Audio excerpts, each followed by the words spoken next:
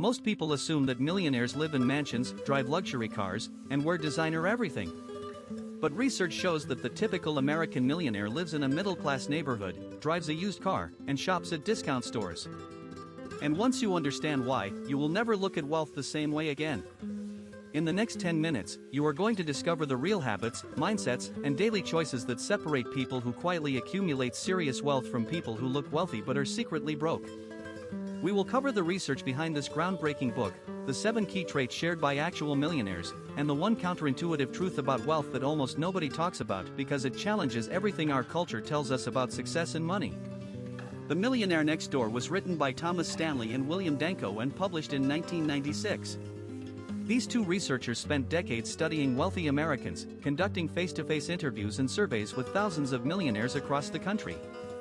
What they found completely shattered the popular image of what a rich person looks like. Their research revealed that most millionaires in America are not the flashy celebrities or Wall Street traders you see on television. They are plumbers, small business owners, engineers, farmers, and teachers who made disciplined financial choices over decades and quietly built fortunes that their neighbors never even suspected existed. The title itself tells the whole story. The millionaire is next door. Not in a gated community across town. Right next door. In a modest house. Driving a sensible car. Clipping coupons. This was not a coincidence or a quirk of a few unusual individuals. Stanley and Danko found this pattern again and again across the country, and they identified 7 specific traits that nearly all of these under-the-radar millionaires shared. Understanding these 7 traits is the core of what this book teaches, and each one is worth examining carefully. The first trait is that wealthy people live well below their means. This sounds simple, but the implications are enormous. The researchers found that the average millionaire in their study had a household income of around $131,000 per year. Not an outrageous number. But here is what mattered: they spent far less than they earned every single year, without exception. They did not upgrade their lifestyle every time their income went up. They kept their expenses stable and let the gap between income and spending grow wider over time. That gap became their wealth. The second trait is that millionaires allocate their time, energy, and money efficiently in ways that build wealth. This is about intentionality. The people in this study were not passive. They thought carefully about how every dollar and every hour was being spent. They asked themselves constantly whether a purchase or an activity was moving them toward financial independence or away from it. This level of intentional living is rare, and it separates those who build wealth from those who simply earn money and spend it. The third trait is that financial independence matters more to them than displaying high social status. This is where the book becomes genuinely counterintuitive.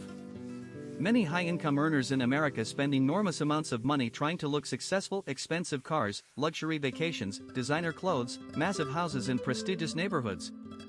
Stanley and Danko called these people UAWs, under-accumulating wealthers. Their neighbors with similar incomes but modest lifestyles, who they called PAWs or prodigious accumulating wealthers, were actually building real wealth while the status seekers were treading water financially. But here is what nobody talks about. The pressure to look wealthy actually prevents most people from becoming wealthy. Every dollar spent on appearances is a dollar not being invested. And the cruel irony is that the people you are trying to impress are usually in debt themselves. The fourth trait is that millionaires did not receive significant economic outpatient care from their parents, and they did not provide it irresponsibly to their children either. The researchers found that adult children who received large financial gifts from their parents consistently accumulated less wealth than those who did not. Why? Because regular financial support undermines the motivation to build your own financial discipline. It creates dependency, not capability. The wealthy people in this study largely made their own way, and, when they did help their children, they did so in strategic ways like paying for education rather than funding ongoing lifestyle expenses. The fifth trait is that the adult children of wealthy people are economically self-sufficient.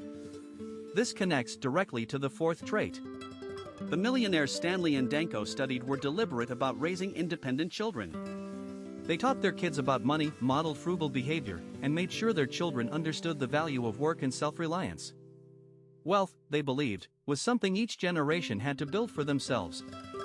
Simply handing it over was more likely to destroy it than preserve it. The sixth trait is that millionaires are proficient in targeting market opportunities. Many of the wealthy individuals in this study were business owners who had identified specific niches or underserved markets and built profitable businesses around them. They were not necessarily geniuses or visionaries. They were simply observant, hardworking, and willing to take calculated risks in areas where they had genuine expertise. They turned knowledge into income and then turned income into wealth through disciplined saving and investing. The seventh trait is that they chose the right occupation. This does not mean they all became doctors or lawyers. In fact, the book shows that many high-income professionals like physicians and attorneys are surprisingly poor at accumulating wealth because they adopt expensive lifestyles to match their incomes. The millionaires in this study tended to choose occupations that they were good at, that had low overhead, and that did not demand constant lifestyle inflation to maintain professional status. Now let us go deeper into some of the most striking data points from this research. Stanley and Danko found that about 80% of American millionaires are first-generation wealthy. They did not inherit their money. They built it from scratch. This is a critical finding because it destroys the myth that you need a wealthy family to become wealthy yourself. The vast majority of millionaires in America started from ordinary beginnings and used ordinary income to build extraordinary wealth through consistency and discipline over time. The book also introduced a powerful formula for calculating whether you are on track financially. Take your age, multiply it by your gross annual income, then divide by 10. That number is what your net worth should be if you are accumulating wealth at a healthy rate. Most people who calculate this number for the first time are shocked to discover how far behind they are. But here is the thing, that gap is almost always explained by lifestyle inflation, not by income. People earn more money and immediately spend more money, and the wealth never actually accumulates. Another striking insight is about the cars millionaires drive. In the original study, the most popular car among millionaires was not a BMW or a Mercedes. It was a Ford pickup truck. The most popular brands were domestic. Most millionaires bought used vehicles and drove them for years. Meanwhile, the people most likely to be driving luxury imported cars were people trying to look wealthy rather than people who actually were wealthy. The car you drive is often a perfect indicator of your financial philosophy. The real-world implications of this research are enormous. We live in a culture that relentlessly encourages consumption. Advertising tells us that buying things signals success. Social media has amplified this pressure to extraordinary levels. Every platform is filled with images of people showing off their purchases, their vacations, their homes, their clothes. And the psychological effect of this constant exposure is that it makes ordinary, modest living feel like failure. But the research says the opposite is true. The modest life is the wealth-building life. The most important takeaway from The Millionaire Next Door is that wealth is not about what you earn. It is about what you keep and grow. Income is not wealth. Income is opportunity. What you do with that opportunity, whether you convert it into assets or convert it into lifestyle, determines your financial future. The millionaires in this study were not smarter than everyone else.